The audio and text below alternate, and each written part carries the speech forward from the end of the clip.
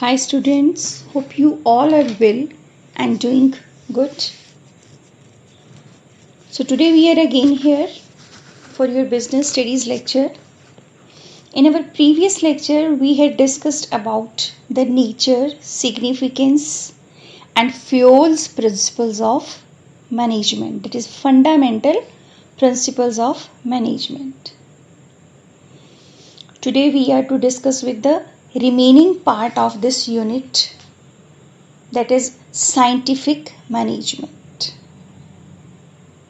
So be prepared, take your notebooks and your pen so that if in any case, if you have any important point to note down, you can note it easily. So scientific management, what do we mean by scientific management? Scientific management simply means the application of science to management. It means conducting business activities according to standardized tools, methods, and trained employees so that output can be increased, quality of production of goods may be improved, and cost and waste during the production activity should be reduced. So it is just the economic way of handling the production related activities, arrangement of all those activities. Scientific management attempts to eliminate waste to ensure maximum production at minimum cost. We want to get maximum of production but at cost of minimum. It simply means knowing exactly what you want men to do and then see that they do it in the best and cheapest way. This is the complete definition of scientific management, which is given by F.W. Taylor. That is Frederick Winslow Taylor. F.W. Taylor is known as the father of scientific management. F.W. Taylor and Henry Fayol both have contributed a lot in management. Henry Fayol has given fundamental principles of management, whereas F.W. Taylor has given this concept of scientific management. Scientific management is having some of its features. That is, it is a systematic approach to manage and to use its resources and all the activities so that the job can be accomplished in a systematic and organized way. It brings complete mental change, both in the owners as well as the employees, that is between the managers and employees of the organization. Both the parties start aiming for more and better production targets. दोनों मिलजुल कर काम करते हैं. It discards traditional management. Discards traditional management simply means it calls for discarding of old techniques, whereas it inspires to adopt newer and modern techniques so that efficiency of employees and factors of production may be increased. It requires strict observance of rules. Under the observation of strict rules, scientific management plays a significant role in analyzing the chances of error. Unless the rules are followed strictly, the scientific management may fade away, making no difference between from the traditional management, we can say. That means under the strict rules, only and only systematic activities can be operated. It also improves the efficiency of the workers because it is the ultimate objective to get maximum out of minimum. And this is done through conducting various kinds of studies, such as time study, about which we will discuss later on. And next, the very important concept of scientific management, that is principles of scientific management. These are very important principles, and we all are supposed to keep in mind all the things related to these principles. First is science, not rule of thumb. According to this principle, we should not get stuck in a set routine with the old techniques of doing work. Newer techniques, newer ways to do the things can be made effective.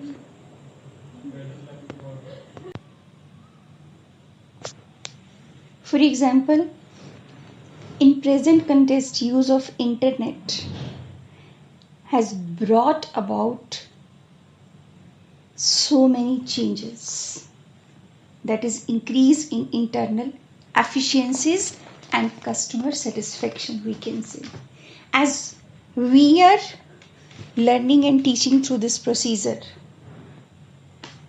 Now next is harmony, not discord. This principle states that there should be complete harmony between the management and the workers. And this requires mental revolution on the parts of management and workers. They both should understand. Management should share gains of the company if it is earning very good profits with the workers. And workers should also work hard and should be ready to accept changes whenever, wherever the company is asking for them to implement. So there should be harmony, not discord. Discord simply means conflict. Factory system of production implies that manager serve as a link between owners and a worker. And managers get work done from the workers. So there always exists a possibility of a kind of conflict. This conflict should be not there. Therefore, F.W. Taylor emphasized that there should be complete harmony between the management and workers. Both should realize that each one is important. Next is cooperation, not individualism. This principle is simply an extension of principle of harmony, not discord. You may be asked in MCQ that which principle is treated as the extension of principle of harmony, not discord. Then the answer will be cooperation, not individualism. So according to this principle, there should be complete cooperation between the labor and management instead of individualism. Competition should be replaced by cooperation, and both labor and management should realize that they need each other. For this, management should not close its ear to constructive suggestions if workers want to give them, if their employees want to give them. But it should reward them for their suggestions which result in reduction in costs. It simply means कि अगर employees या workers कोई suggestions देना चाहते हैं company या factory की बढ़ोतरी के लिए, उसकी प्रोग्रेस के लिए या कॉस्ट को रिडक्शन करने के लिए, तो उन्हें मैनेजमेंट को ऑनर करना चाहिए. They should recognize their efforts. There should be an almost equal division of work and responsibility between workers and management. Next is development of each and every person to his or her greater efficiency. Industrial efficiency, which we are talking about, it depends upon a large extent of personal competencies. F.W. Taylor was of the view that the concern for efficiency could be built in right from the process of employee selection. जैसे ही employ को select किया जाता है वहीं से शुरुआत हो जाती है इंडस्ट्रियल एफिशिएंसी की. Each person should be scientifically selected. Then work which is assigned to him should suit his or her physical, mental and intellectual capabilities. उसे उसकी क्वालिटीज, क्वालिफिकेशंस, उसकी इंटेलेक्चुअल कैपेबिलिटीज के अकॉर्डिंग ही सिलेक्शन के बाद काम दिया जाना चाहिए. To increase their efficiency they should be given required training, और फिर उनको ट्रेनिंग भी प्रॉपर देनी चाहिए so that they can learn the best method. Because efficient employ will produce more and also earn more. This will ensure the greatest efficiency and prosperity for both the workers and management. Now, after discussing the principles of scientific management, now comes the turn of techniques of scientific management. F.W. Taylor has introduced different techniques of managing the things scientifically, which includes functional foremanship as a very important technique, first foremost technique. According to this technique, F.W. Taylor has propounded the functional foremanship. This form of organization is totally based on principle of specialization and is also making fuller utilization of the specialization of various experts. In this technique, work is divided into many small parts and each part is assigned to specialized person so that the benefits of specialization can be availed of.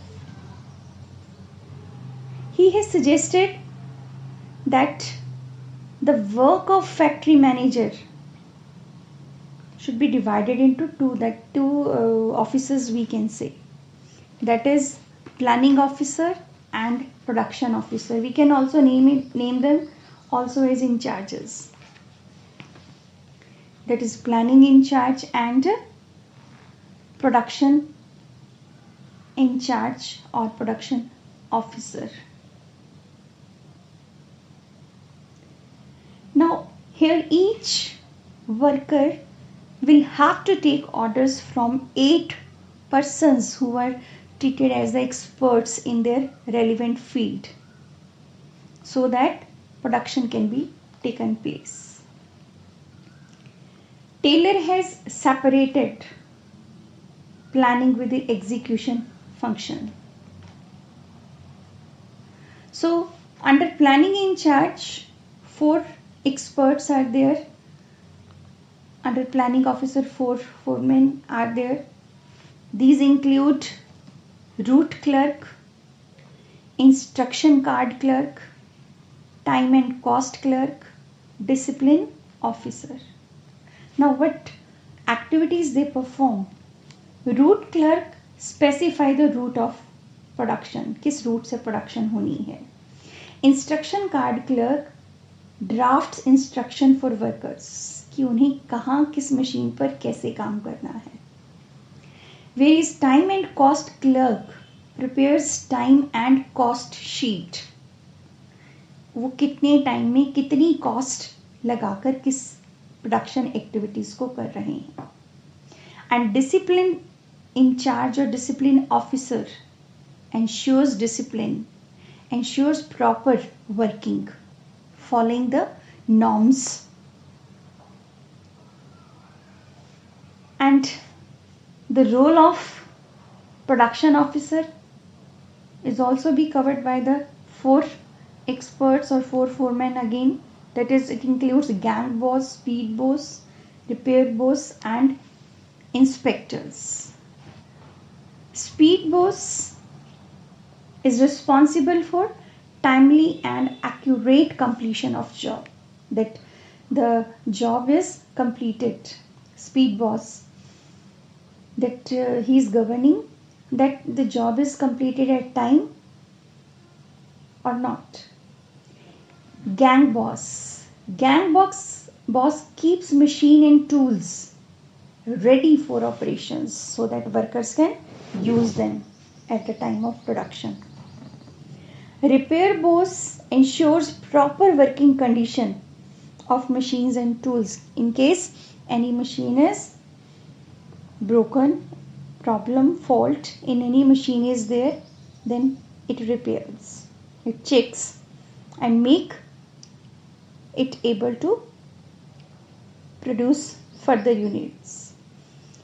Next is inspectors, which checks the quality of the work which is completed by the worker. So this is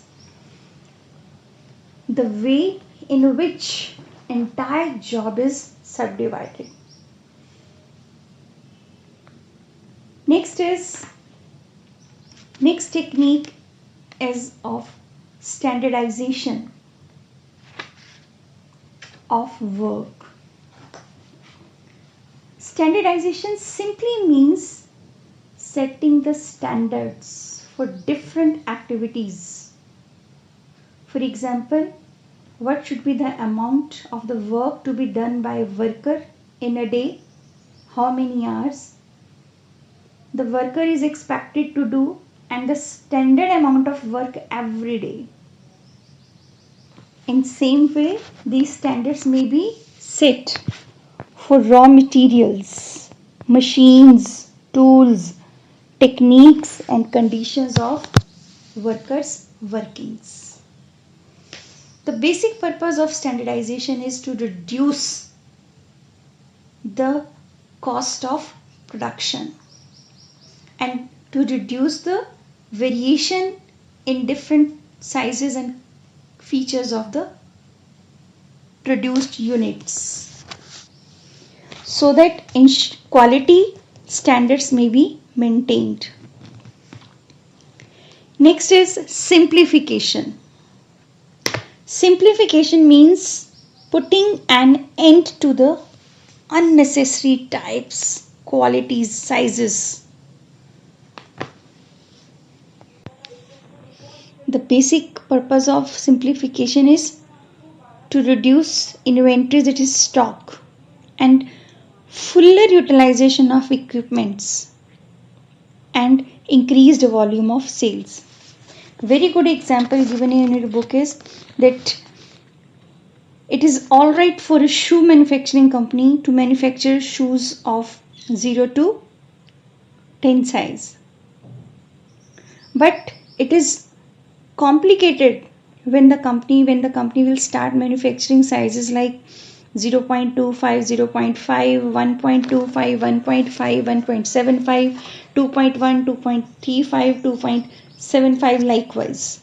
So making the simpler is the best way to increase the volume of sales.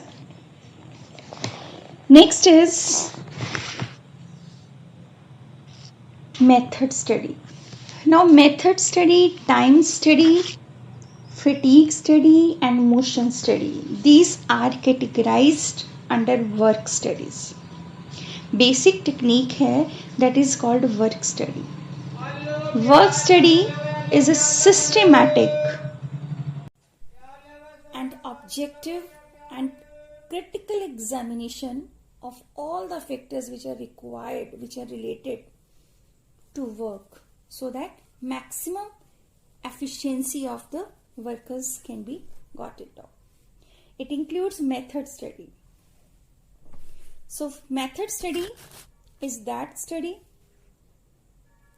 where it is to find out the best way of doing the job so as the cost of production may be minimized and quality and satisfaction of customer may be increased.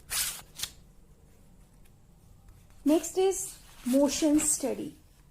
The basic purpose of motion study is to identify wasteful और unnecessary motion movements जो production के time पर workers करते हैं उनको eliminate करना, उन unnecessary movements को, and eliminate them to determine the best way of doing a particular job. Next is time study. Time study is a technique which is used to determine the standard time which is taken by a worker of reasonable normal skills and efficiency when he is working on a well-defined job. Stopwatch devices are taken so that each element of task can be noted down, and the standard time is fixed for the whole task by taking several readings. बड़ी observations वो लेता है, खड़ा हो जाता है और हर worker का टाइम नोट करता है, किस वर्कर ने कितना टाइम लिया किसी पर्टिकुलर काम को करते हुए. इस तरह से टाइम स्टडी की जाती है. The objective of time study is to determine the number of workers to be employed, frame suitable incentive schemes, कितने लोग चाहिए और उनके लिए इंसेंटिव स्कीम्स जो अच्छा कर रहे हैं दी जा सके. Next is fatigue study. Fatigue study is the study to determine the amount of rest intervals in completing a task. एक काम को पूरा करते हुए एक वर्कर को कितनी बार रेस्ट देना चाहिए, कितना और कितनी बार दिया जाना चाहिए, इसे स्टडी करना ही फैटीग स्टडी कहलाता है, tiredness study. For example, normally in a plant work takes place in 3 shifts of 8 hours each. Even in a single shift, a worker has to be given some rest intervals. For example, taking his lunch, tea, etc. But if the work involves a heavy manual labor, then small pauses have to be frequently given. अगर उसका काम बहुत ज़्यादा भारी किस्म का है तो उसे ज़्यादा इंटरवल्स दिए जाने चाहिए जिससे वो अपने काम को अच्छे तरीके से परफॉर्म कर सके. Next is differential piece wage system. It is that technique of scientific management which differentiates between efficient and inefficient workers. Workers who are doing the things at right time with minimum cost should be given more wages.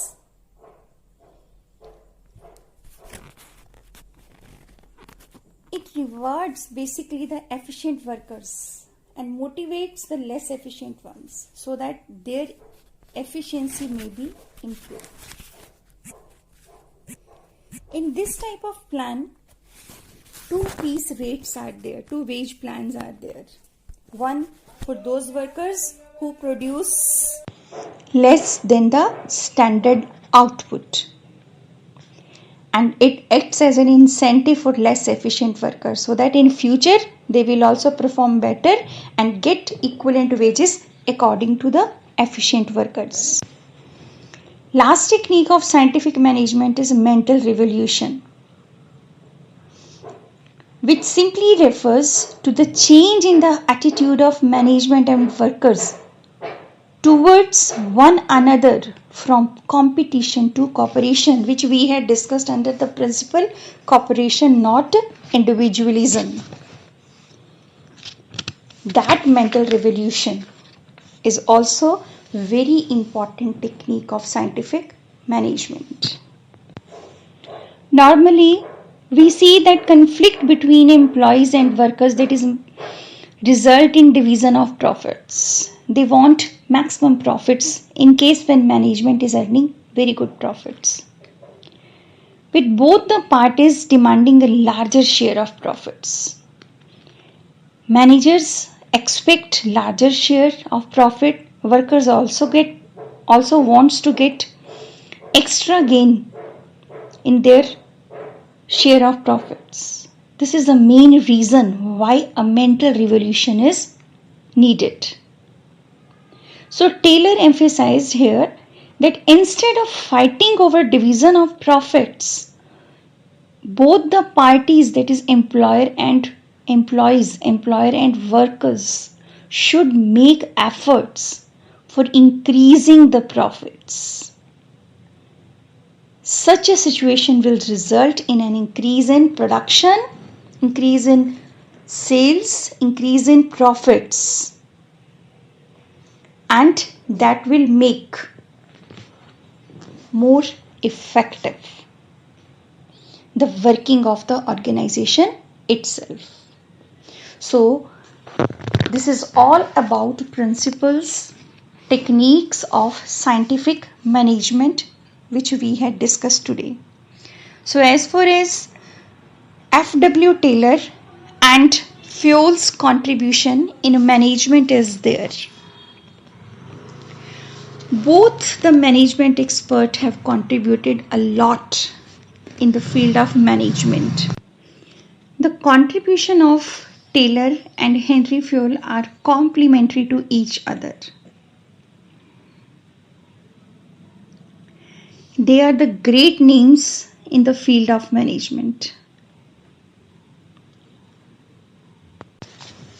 As both of them have presented solutions to the managerial problems on the basis of their personal experiences and experiments. Both were directly connected with the reality of the work. That's why they both have laid stress upon the practical aspect of work. Both the experts are of the opinion that if good relations between the owner and the workers, that is management and workers, are to be established, the organizational aims can be easily achieved. There are also some different opinion amongst their contribution is also there, as Taylor's perspective is related to production activities, Fowle's perspective is related to higher level of management. In Taylor's contribution, unity of command is violated. A worker works under the supervision of 8 specialists, whereas in Fowle's conceptual framework, the principle of unity of command is applied strictly.